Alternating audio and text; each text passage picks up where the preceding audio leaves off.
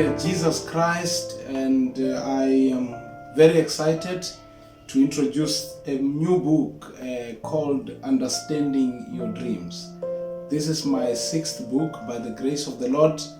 I want to just touch at least a bit of parts from the book about dreams and understanding our dreams. I must say dreams can be very complicated and very confusing at times. But we must also admit God is speaking to us through dreams.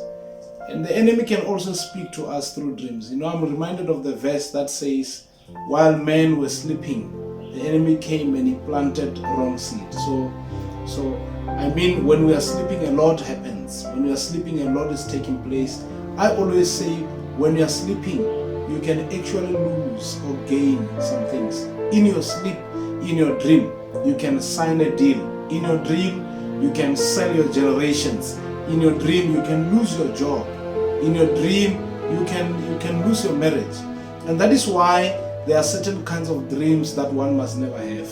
But maybe before I get there, there's just one verse that I would quote from the book.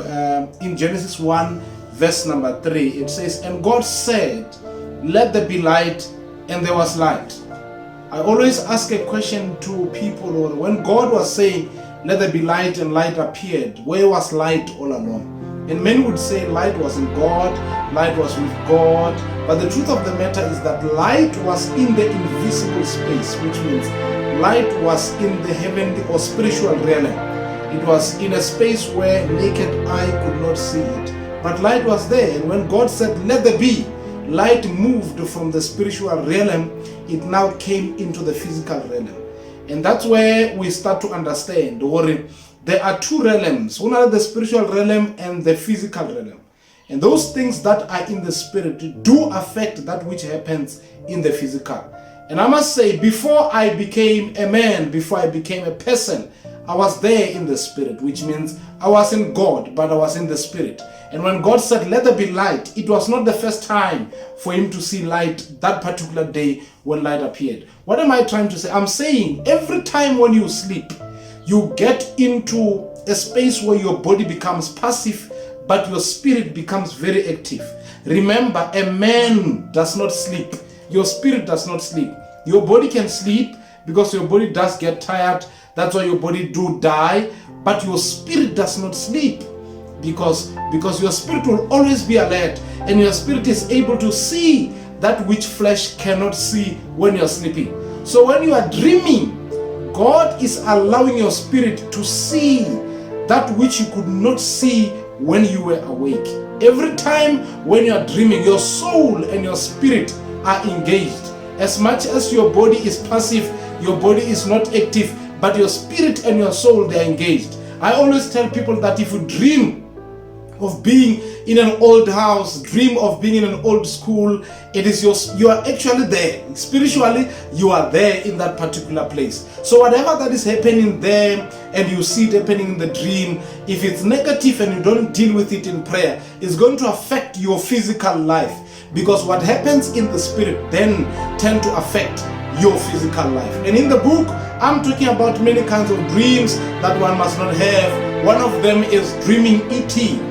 And I say in the book that it is not right for you to dream eating, because the food that you are eating when you are sleeping, that food does not go to your physical body. That food goes to your spirit and to your soul.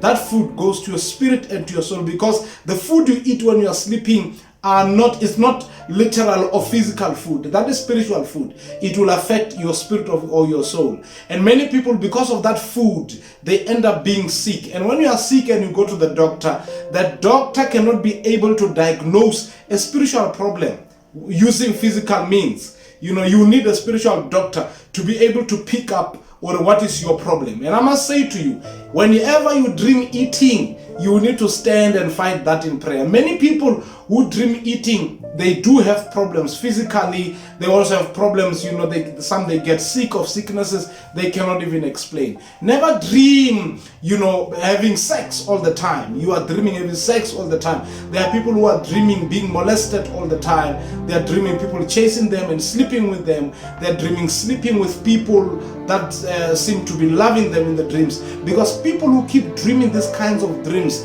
they really have problems in the physical. Either they don't get married. If they get married, their marriages really have a lot of problems because of that particular dream. Because whenever you dream having sex, it is happening in the spirit.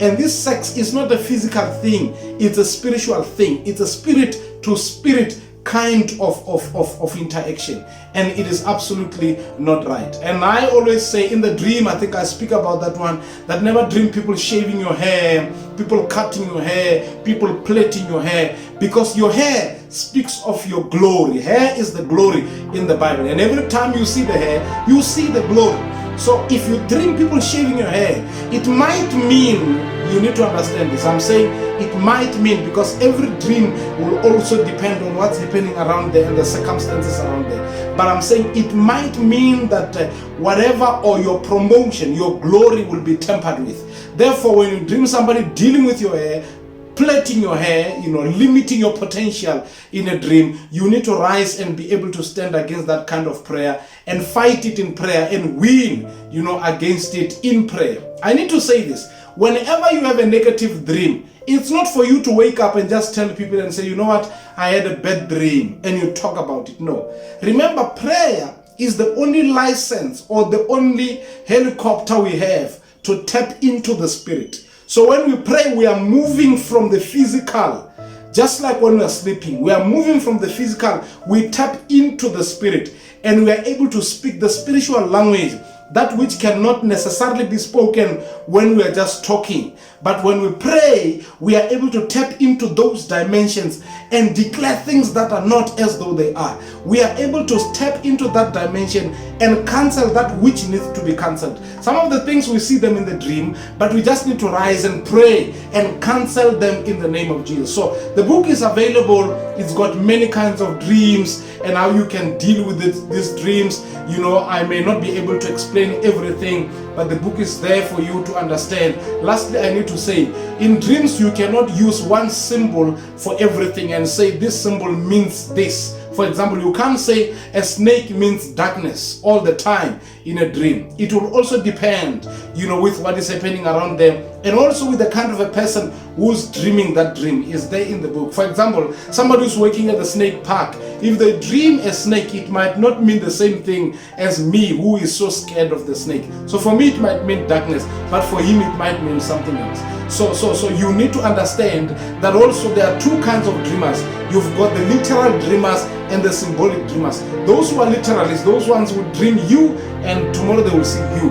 But the symbolic, there are those who see you, God is trying to tell them about somebody else. Of course, Joseph is an example. Daniel is an example. Joseph had to interpret the dream of the king, which was symbolic. When he saw the cows, the fat ones and the thin ones, it was symbolic. Those cows were representing years of famine.